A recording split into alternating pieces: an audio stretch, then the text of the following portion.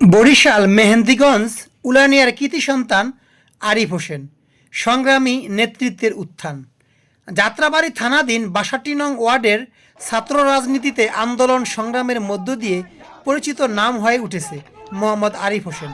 ছাত্রদলের সক্রিয় একজন নেতা, জুলাই আন্দোলনের সম্মুখ সারিতে থেকে গুরুত্বপূর্ণ ভূমিকা পালন করেন এবং ১৬ই জুলাই কাজলা হাইওয়ে অবরোধ কর্মসূচিতে নেতৃত্ব দেন।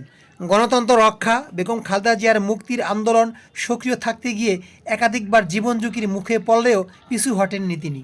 একসময় যাত্রাবাড়ী থানা ছাত্রদলের যুগ্ম আহ্বায়ক হিসেবে দায়িত্ব পালন করা এই নেতা বর্তমানে ঢাকা মহানগর দক্ষিণ ছাত্রদলের যুগ্ম সাধারণ সম্পাদক হিসেবে নির্বাচিত হয়েছেন।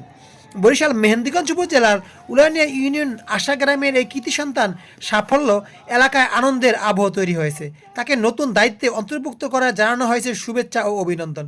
তাই আসুন আমরা আরিফের জন্য দোয়া করি যাতে ভবিষ্যতে তিনি বড় একজন নেতা হয়ে উঠতে পারেন আমাদের মেহেন্দিগঞ্জ তথা উলানিয়াতে।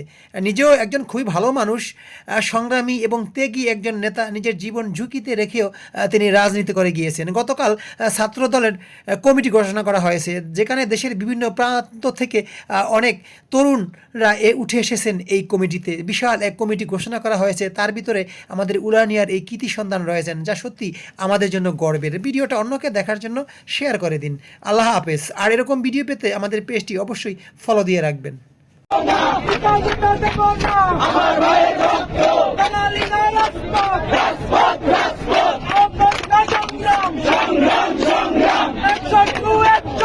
Direct action!